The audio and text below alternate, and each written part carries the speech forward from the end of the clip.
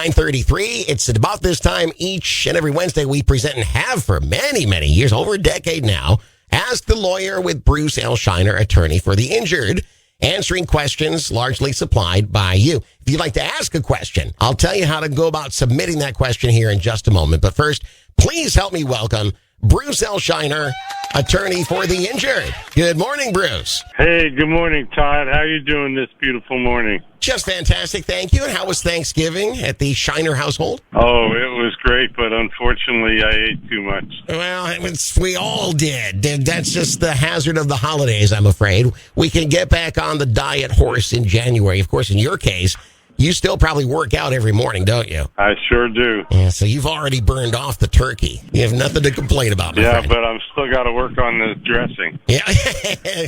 Well, there's always something else. And there's always another question, it seems, with somebody who's gotten themselves into a jam. And then we turn to you for a little help. You ready for today's question?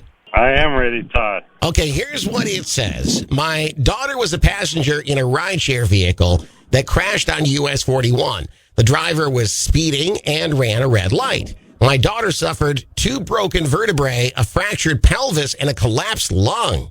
The driver is denying that he was speeding, but was ticketed for running a red light. The rideshare company says she needs to go through the driver's personal policy first, and then, I guess through the company's policy, even though she booked the ride through the app. The driver only had minimum insurance coverage. Her injuries are serious. Can a lawyer help sort this out?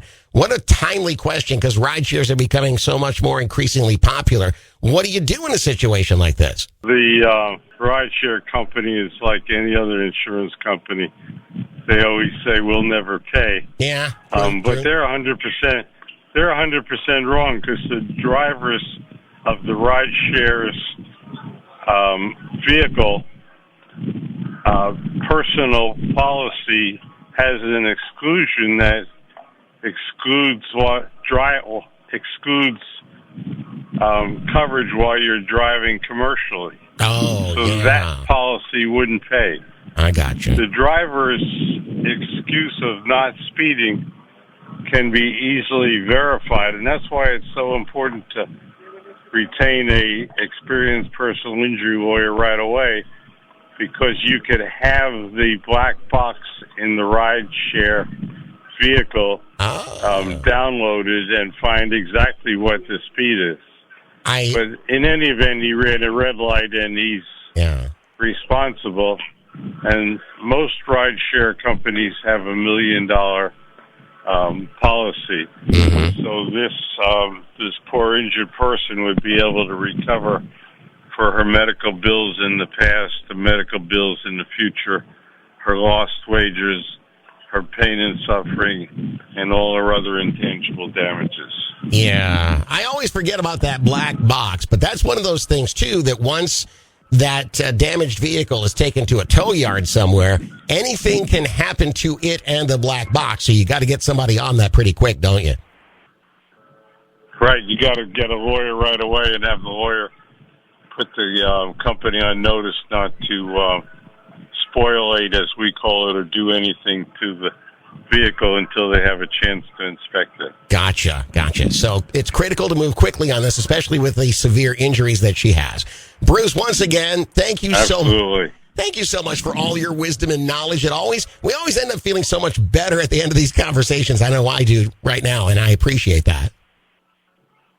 Hey, it's my pleasure, Todd. Looking forward to next Wednesday. Absolutely, sir. You have a good week. Say hi to everybody and take care. Okay, thank you. Bye-bye. Ladies and gentlemen, Bruce L. Shiner, attorney for the injured. Another satisfactory outcome, or it certainly can be if they move quickly and get a legal professional on. In fact, let me give the Port Charlotte number out for Associates and Bruce L. Shiner. That might prove helpful here. 941-743-7777. If you'd like to submit a question for future consideration, you can do that through our website. Just go there and type Bruce in the keyword search box. Or if you've got this kind of trouble, you might want to just directly call the Port Charlotte office, 941-743-7777. And please be sure to tell them that Todd Matthews sent you.